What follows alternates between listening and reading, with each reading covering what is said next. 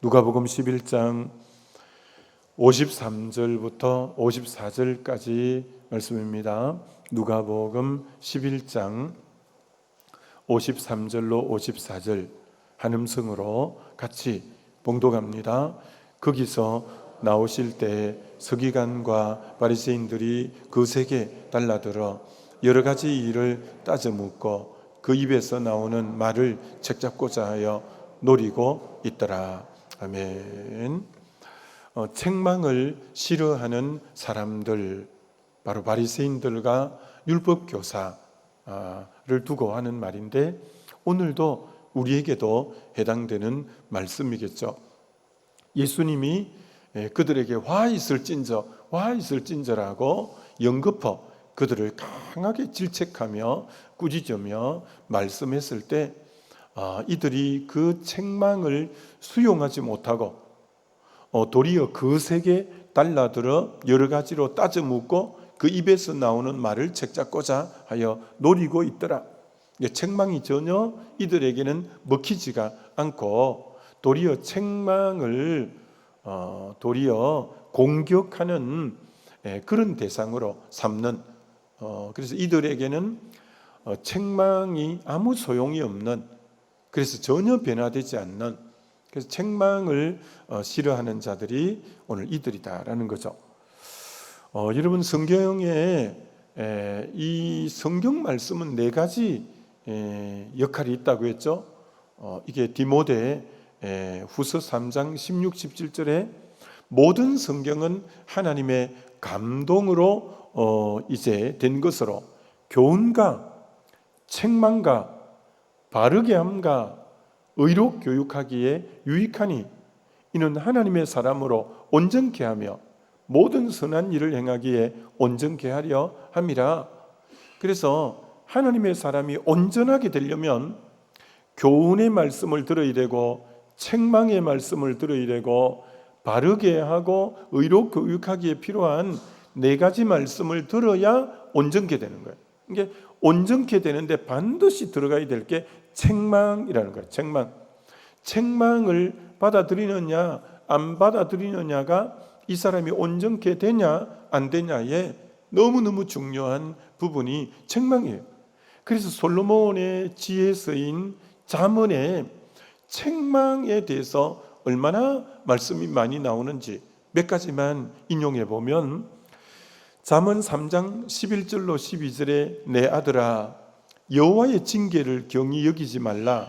그의 책망을 싫어하지 말라.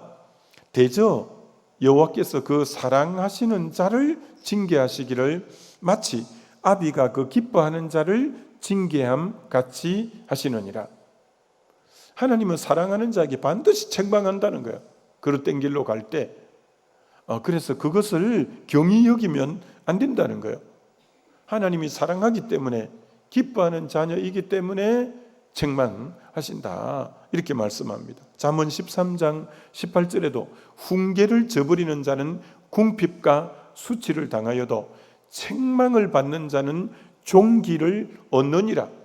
책망을 받아들일 때 존귀하게 되어지고 그 영혼이 궁핍과 수치를 당하지 않게 될 것이다, 이렇게 말씀합니다. 잠언 15장 5절에도 미련한 자는 아비의 훈계를 업신여기거니와 책망을 받는 자는 슬기로운 자니라. 책망을 받아들일 때 그 사람이 슬기로운 사람이라, 이렇게 말할 수 있는 거죠. 잠언 15장 32절도 훈계를 싫어하는 자는 자기의 영혼을 멸시하며 책망을 듣는 자는 지식을 얻느니라. 책망을 듣는 자가 지식을 얻는다. 그렇게 책망에 대해서 얼마나 많이 나오고, 책망을 잘 받는 것이 온전케 되는 비결이고 하나님의 사람으로 세워지는 비결이고 정금같이 되어지는 비결이고 그 안에 하나님의 형상이 뚜렷하게 드러나는 시간이 이 책망이라, 이렇게 말하는 겁니다. 여러분, 성경에 비판하지 말라라는 말씀은 여러 군데 나오는데 책망하지 말라라는 말씀은 나오지 않고 도리어 책망을 달게 들으라, 이렇게 나온다는 거예요. 그럼 여러분, 책망과 비판에 대해서 여러분이 이게 혼돈하면 안 된다는 거예요. 잘못한 것을 잘못했다 하는 것이 책망일 수도 있고 비판일 수도 있는 거예요. 근데 비판은 하면 안 된다는 거예요. 근데 책망은 하라고 하는 거예요. 동일하게 잘못한 것을 잘못했다 하는데 그게 책망이 될 수 있고 그게 비판과 비난이 될 수 있다는 거예요. 그럼 어떻게 하면 책망이 될 수 있냐? 그 사람이 잘못했을 때 그 사람 본인에게 가서 그게 잘못했다라고 말하면 이건 책망이라는 거예요. 근데 그 사람이 잘못한 것을 제3자에게 가서 그 사람에 대한 잘못을 얘기하는 것은 비난이고 그건 비판이라고 하는 거예요. 비판은 하면 안 된다는 거예요. 비난은 하면 안 된다는 거예요. 근데 책망은 하라는 거예요. 책망은 면책은 얼굴을 보고 얼굴 면자 얼굴을 보고 책하는 것은 숨은 사랑보다 나으니라. 뒤에서 험담하지 말고 잘못할 때 앞에 불러서 얼굴을 보고 면책은 숨은 사랑보다 나으니라. 그래서 책망은 너무너무 귀하다라고 말씀하는 거예요. 이게 책망을 다른 말로 그 대상에 따라서 용어들이 달라지는데 책망, 훈계, 충고, 징계 이 어떤 같은 유의 말들이에요. 그 사람을 책망하고 충고하고 훈계하고 때로는 징계하고 이건 다 사랑으로 나오는 거예요. 사랑으로. 그러나 이건 사랑이 아니라는 거예요. 비난하고 비판하고 비방하는 것은 이거는 사랑 때문에 하는 것이 아니다. 그건 절대 하면 안 된다는 거예요. 비난하거나 비판하거나 비방해서는 안 된다. 이렇게 말씀하는 거예요. 다시 말합니다. 그 차이가 본인에게 하느냐 타인에게 제3자에게 하느냐 이 차이라는 거예요. 오늘 여러분이 좀 이따 기도할 때 내가 그동안 참 누구의 잘못을 직접 얘기하기보다 다른 사람에게 남에게 그건 죄라는 거예요. 그건 비판이고 비난이고 비방이고 성경에 그건 해서는 안 된다. 그러나 꼭 하고 싶고 그를 진짜 사랑한다면 책망을 본인에게 훈계를 본인에게 충고를 본인에게 이제 해주라 이렇게 말씀하고 있다라는 것입니다.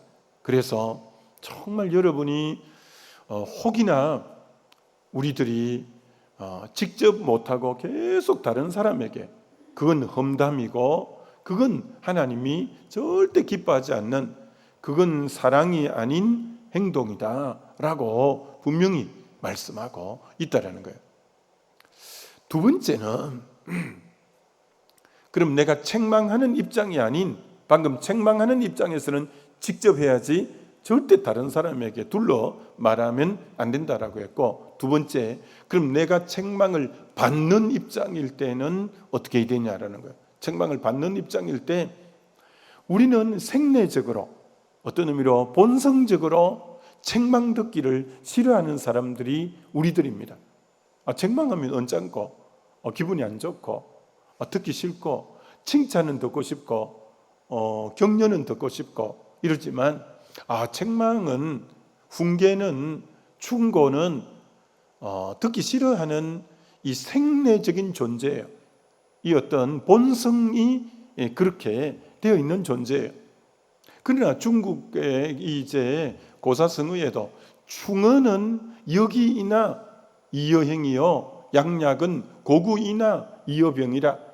충어는 참 충성된 그 말 책망은 역이이나 거스릴 역자 기이자 기에는 거슬리나 이여행이라 행동에는 이롭다는 거예요.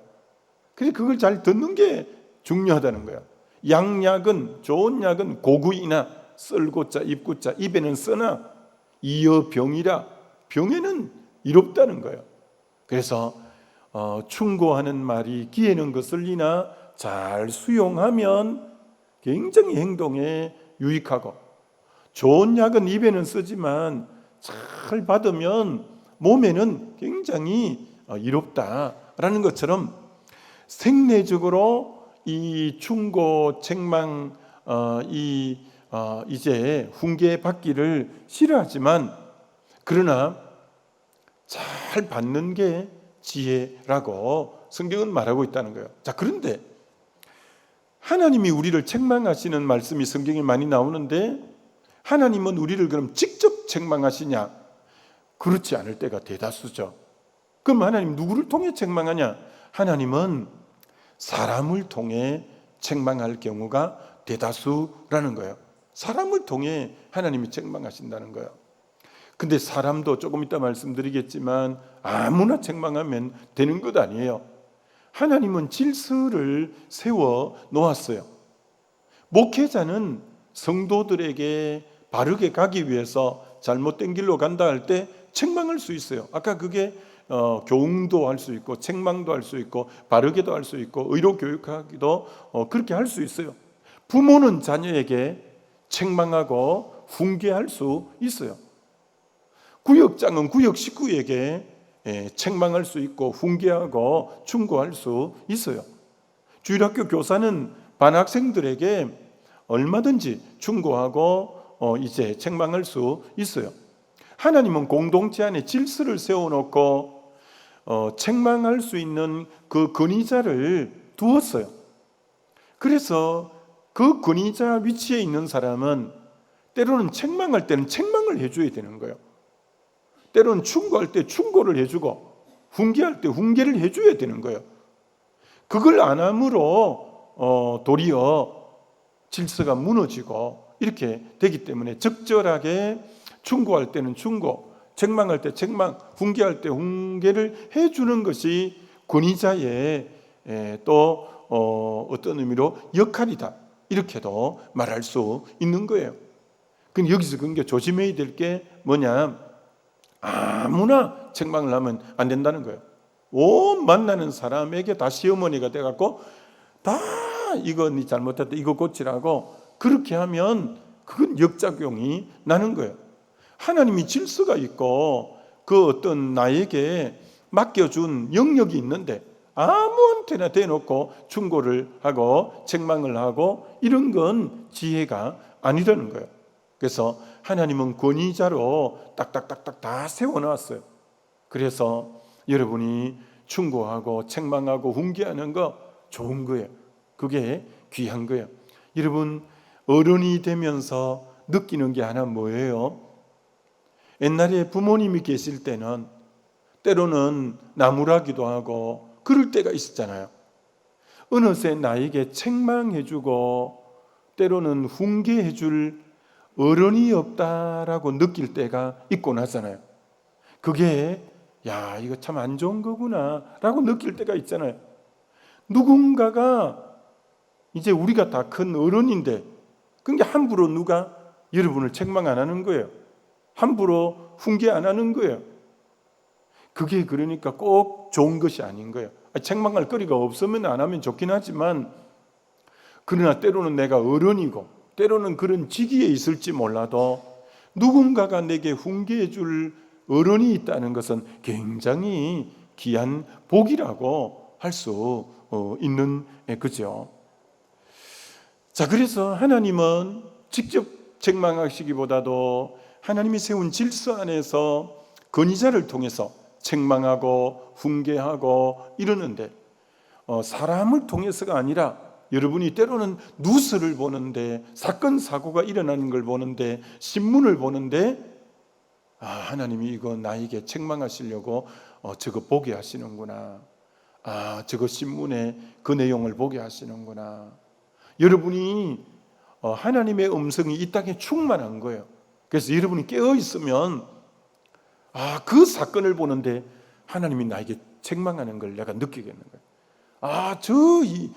이게 타산지석이 돼야 되는 거죠. 저 일을 통해 하나님이 저걸 내게 보게 하시고 듣게 하시는 것은 나를 하나님이 지금 꾸짖으시는구나. 그래서 여러분이 잘 그렇게 보는 게 굉장히 귀한 부분이죠. 여러분, 사람의 됨됨이는 책망을 해보고 훈계를 해보고 충고를 딱 해보면 됨됨이를 금방 압니다. 이분에게 책망해야 되겠다는 마음이 와서 책망을 했는데 그걸 안 받아들이는 거예요. 그러면 그건 그분에게 아무 유익이 안 돼 버리죠. 그래서 저분이 겸손한지 교만한지는 훈계해보고 책망해보고 충고해보면 딱 아는 거죠. 이분이 겸손하구나. 이 그릇이 된 분이구나. 딱 아는 거예요.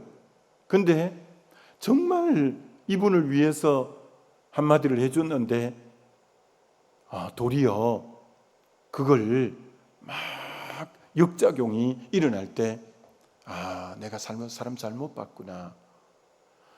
책망해 줄 그릇이 안 되는 사람한테 해줬구나. 그럼 여러분 어떻게 되냐? 그분에게는 앞으로는 아무리 잘못 가도 책망을 안 받아들이는 사람은 죽을 길로 사망의 길로 갈지라도 아무도 얘기 안 해주는 거예요. 그럼 굉장히 불행한 거예요. 불행한 거예요. 뻔히 저 사람 잘못 가고 있는데 아무도 얘기 안 해주는 거예요. 왜? 한두 번 주변에서 해줘봤지만 막 이분이 도리어 안 좋은 반응을 보이는 걸 통해서 저분에게는 책망 안 하는 게 좋겠구나. 그게 잠언에 나와요. 여러분, 잠언 9장에 거만한 자를 책망하는 자는 능욕을 받고 악인을 책망하는 자는 도리어 흠을 잡히느니라. 그러니까 거만하고 악인에게는 이 책망을 하면 책망해 주는 자가 능욕을 받고 책망해 주는 자가 흠을 잡힌다는 거예요. 그러니 책망은 아무한테나 하면 도리어 공격을 당하는 거예요. 그래서 잠언 9장 8절에 거만한 자를 책망하지 말라. 그가 너를 미워하게 된다는 거예요. 책망해 줬더니 그때부터 나를 미워하는 거예요. 반면에 지혜 있는 사람 중에 지혜 있는 자를 책망하라. 그가 너를 사랑하리라. 그게 책망을 해줄 만한 사람에게 해주면 너무 고맙다고 생각하고 감사하다고 생각하고 그가 나를 사랑하는 거예요. 그게 지혜 있는 자예요. 근데 거만한 자나 악인에게 책망하면 도리어 그가 책망해 준 사람이 능욕을 받고 흠을 잡히고 그가 나를 미워하고 그리 책망이라는 게 결코 만만치 않는 거예요. 무턱대고 할 수가 있는 게 아니에요. 그가 받아들일 그릇이 안 되면 뻔히 잘못 간 길로 가도 말을 해줄 수가 없어요.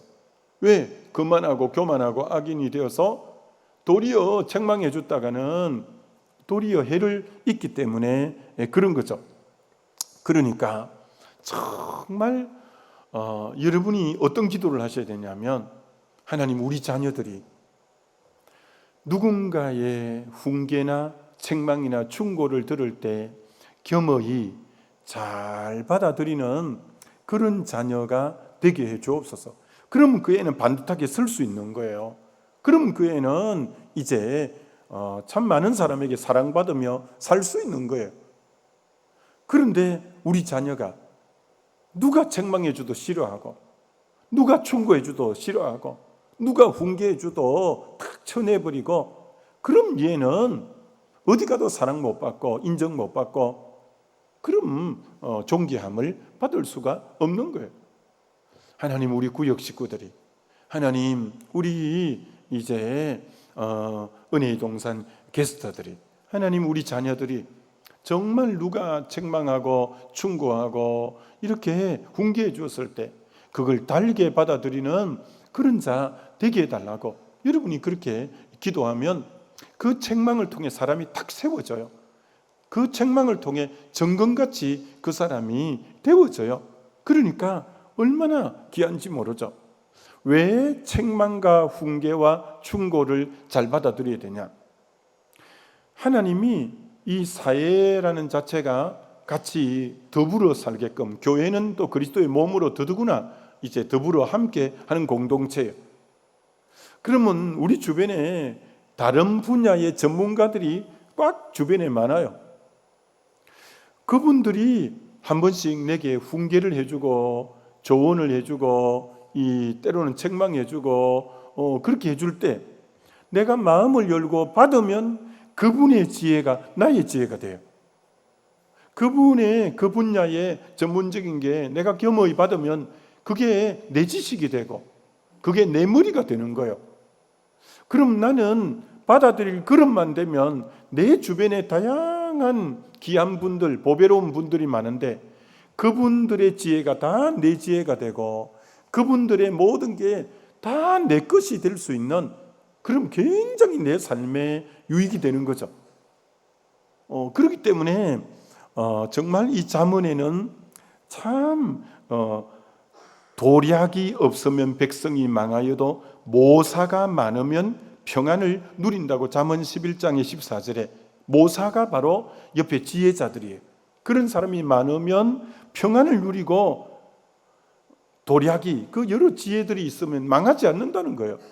그게 그 좋은 충고와 책망과 훈계들을 잘 내가 받아들일 그릇만 돼 있으면 그 지혜가 내 지혜가 되고 하기 때문에 나는 굉장히 살아가는데 유익을 얻고 도움을 얻고 그렇게 되는 거예요. 그 사람의 마음가짐이 어떠하냐가 정말 그분이 인생을 풍성하게 사냐 그렇지 않느냐를 결정하는 굉장히 중요한 부분이 되겠죠.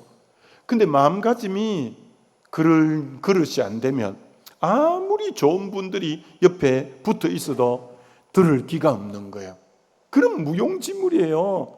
아무 도움이 안 되는 거예요. 예수님이 말씀을 해줘도 들을 기가 없으니까 바리새인 이 서기관은 아무 의미가 없잖아요. 그러니까 성령이 그렇게 교회에게 말씀해도 성령이 교회에게 하는 말씀을 귀 있는 자는 들으라. 들을 기가 있으면 그건 내게 생명이 되고 이기는 자가 되고 너무 유익한데 못 들으면 아무 소용이 없는 거예요. 그래서 우리는 나를 훈계해주고 때로는 책망해주고 때로는 충고해줄 때 그걸 고맙게 받아들이느냐 아니면 그걸 도리어 원수가 되고 미워하는 그런 이제 관계가 되느냐, 그건 여러분의 그릇이 마음의 자세예요. 사도행전 2장에 베드로의 설교에 그들이 책망을 받았어요. 마음의 찔림을 받았어요.